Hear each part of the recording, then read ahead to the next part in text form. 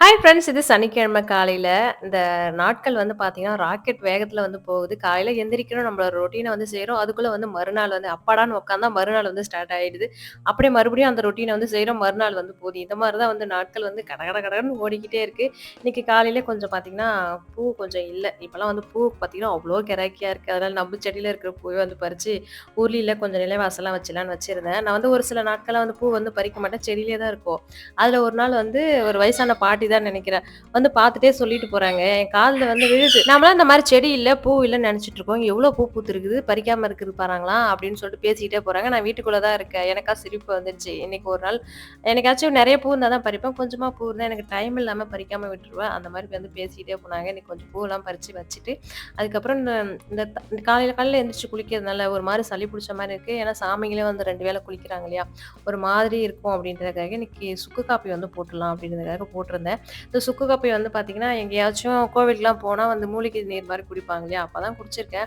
இன்னைக்கு இந்த மாரி போட்டு குடிச்சு பார்ப்போம்ன்னு போட்டிருந்தேன். சூப்பரா இருந்தது. நல்லா மிளகுலாம் அதிகமா போட்டு நல்லா காரசாரமா வந்து போட்டிருந்தேன். நல்லா குடிச்சிட்டு எல்லாரும் வந்து அப்பாடான்னு இருந்தது. எனக்குமே வந்து பார்த்தீங்கன்னா, கொஞ்சம் சளி காலையிலே இருந்ததுன்றதால போட்டிருந்தேன்.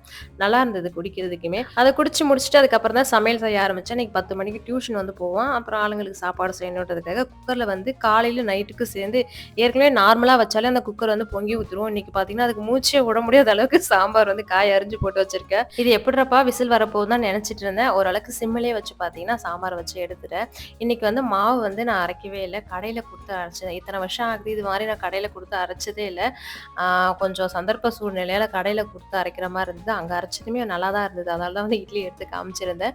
அப்பவே வந்து பார்த்தீங்கன்னா, நானுமே உட்காந்து சாப்பிட்டுட்டேன். ஏன்னா, அடுத்தது வந்து சமையல் செய்ய ஆரம்பிக்கணும் அப்படின்றதுக்காக அப்படியே சாப்பிட்டுட்டு, அதுக்கப்புறம் வந்து மதியத்துக்கான சமையல் செய்ய ஆரம்பிச்சிருந்தேன். மதிய சாப்பாடு வந்து பார்த்தீங்கன்னா, ஒரு 11:30 மணிக்கெல்லாம் அப்பலாம் செஞ்சுருவேன். ஆனா, சாமி வந்து படைக்கிறதுக்கு தான் வந்து டைம் ஆயிடும். இன்னைக்கு வந்து பார்த்தீங்கன்னா, கொஞ்சம் உருளைக்கிழங்கு, கத்திரிக்காய்லாம் போட்டு காரக்குழம்பு வச்சுட்டு, பீன்ஸ், கேரட் பொரியல். பீன்ஸு, கேரட்டு, கோஸ் இது 3ம் போட்டு பொரிச்சுட்டு, இந்த வாழைக்காய் வந்து பார்த்தீங்கன்னா, அதிகமா வந்து சாப்பிடவே மாட்றாங்க. அதனால சிப்ஸ் போட்டு குடுத்துடலான்றதுக்காக போட்டிருந்தேன்.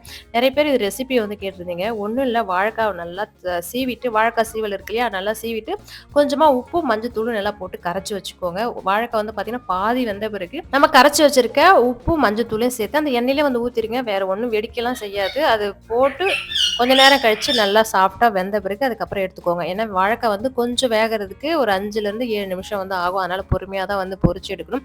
ரொம்ப ஹை ஃப்ளேம்லயே வச்சுட்டீங்கன்னா, ரொம்ப வந்து தீஞ்சு போயிடும், கருகிடும். அதனால லோ ஃப்ளேம்லயே வச்சு இந்த மாரி வந்து பொரிச்சு எடுத்தீங்கன்னா, நல்லா மொறு மொறுன்னு இருக்கும். இந்த மாரி வாழைக்காய் பொரிக்கிறப்ப எங்க வீட்ல ஃபுல்லாவே இந்த காலி ஆயிடுச்சு. ஆனா மிளகாத்தூள்லாம் போட்டு பொரிச்சா யாருக்குமே இறங்காது.